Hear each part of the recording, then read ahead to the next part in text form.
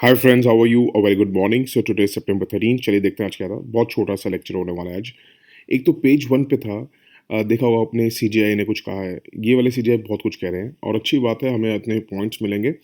देखिए, chief justice of India ने क्या कहा है कि true essence of religion was the common good and tolerance. Religion should be above superstitions and rigidities. अब आप सोचेंगे कि यार ये लाइन किस काम की है मेरे, और मैं क्या करूंगा इसका। उन्होंने तो उसमें यूथ के बारे में भी कहा है, ये भी कहा है। देखिए क्या होता है कि आपने देखा होगा, रिलीजियस आपस में इंटॉलरेंसेस बहुत चल रही है। चाहे अगर हम बात करें कि तालिबान की बात करें, अगर उसमें भी देखा जाए तो मुस्लिम्स वर्सेस मुस्लिम्स हुआ हुआ है, शिया वर्सेस सुन्नी बहुत चलता है, हिंदूज में बहुत चलता है, कास्टिज्म बहुत चलता है। तो अगर इनके ऊपर ना कभी क्वेश्चंस आते रहते हैं मेंस में। तो क्या होता है कि जब एग्जामिनर चेक करता है ना, सबके कॉमन आंसर्स दिखते हैं। तो उसमें फ़र्क क्या दे सकते हैं आप, कि जैसे जो ये सीजीआई हो गया, कोई मिनिस्टर की वर्डिंग्स हो गई या किसी इंटेलेक्चुअल का हो गया, तो उनके जो बोलने का, उनको आप ना एज अ कोट बना सकते हैं।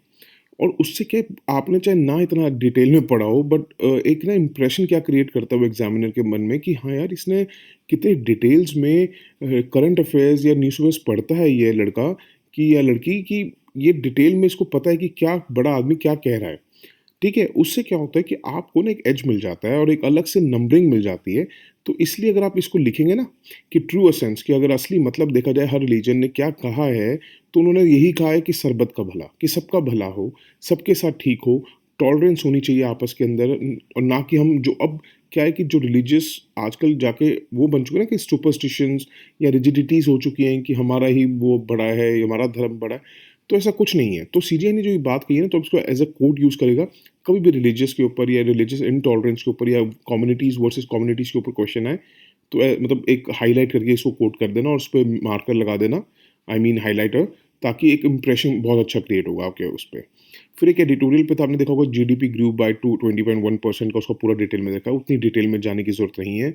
एक न्यूज़ पेपर सिर्फ यूपीएससी के लिए नहीं आता है, मैं कई बार बता चुका हूँ, नेशनल पॉलिटिक्स के लिए भी आता है और नेशनल न्यूज़ के लिए भी आता है। तो इतनी ज़्यादा ज़रूरत नहीं है। आपने थोड़ा-सा हमने डिस्कस किया था इसके बारे में, वी शेप रिकवरी क्या होता है, ज़ेड शेप रिकवरी क्या होता है। ये 1 सितंबर का सुन लीजिएगा, जो भी नए आए हैं। और आई थिंक अगर टाइम की बात करूँ तो ये ढाई मिनट से 3 मिनट के बीच स्टार्ट हो जाता होगा। तब आप देख लेना कैसे सुनना है। एक एडिटोरियल में पूरा नॉर्थ कोरिया का वो दे रखा था, न्यूक्लियर वो दोबारा स्टार्ट कर रहे हैं, क्या नहीं कर रहे। अपने को ये देखना है कि योंगबियोन, एक तो नॉर्थ कोरिया में मेन न्यूक्लियर कॉम्प्लेक्स है, तो ये प्लेस इन न्यूज़ हो जाता है। और एक आईएईए का अगर आपने डिटेल में जानना है, इच्छा है अगर आपकी, तो 3 जनवरी का सुन लीजिएगा। 3 जनवरी का आई वुड रिक्वेस्ट, अगर जो नए हैं वो पूरा ही सुनिएगा। उसमें ना काफ़ी चीज़ें दे रखी हैं। शुरू की 2-3-4 मिनट की जो मैंने इंट्रो है, क्योंकि वो 8-10 दिन चली थी, वो छोड़ दीजिएगा, क्योंकि तब अब हम अकेले थे, अब बहुत पूरी टीम है। तो आईएईए का आप जान सकते हैं, 4 मिनट से स्टार्ट होने के बाद पूरा ही लेक्चर सुनेंगे, ज़्यादा अच्छा है, थोड़े से आपके बेसिक्स अच्छे स्ट्रॉन्ग हो जाएँगे। उस पर एक पेज 8 पे था, क्या था कि फरवरी में डिफेंस मिनिस्ट्री ने साइन की थी 48,000 करोड़ की डील हिंदुस्तान एरोनॉटिक्स लिमिटेड के साथ, कि वो 83 light combat aircraft MK1A supply करे इंडियन एयरफोर्स को। ये हमने उस टाइम भी डिस्कस किया था, बट दोबारा जाने की ज़रूरत नहीं है। अब उसमें क्या है, अगस्त में एचएएल ने साइन करी है कि उसके इंजन्स के लिए, कि इसके इंजन सप्लाई करी जाए किससे, यूएस की कंपनी जीई एविएशन के साथ। अब क्या है कि अब MK2 की बात हो रही है, वो भी उसके जो इंजन्स होंगे वो भी जीई कंपनी से आएंगे यूएस।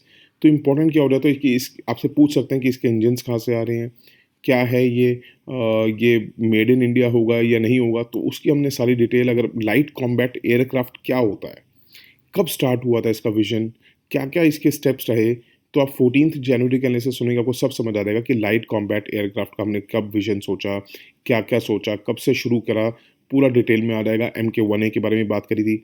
अच्छा, फिर उसके बाद हमने अगस्त में बात की थी कि जो एचएएल ने साइन करी है डील यूएस के साथ, वो दोबारा सुनने की ज़रूरत नहीं है, कुछ बड़ा बात नहीं है।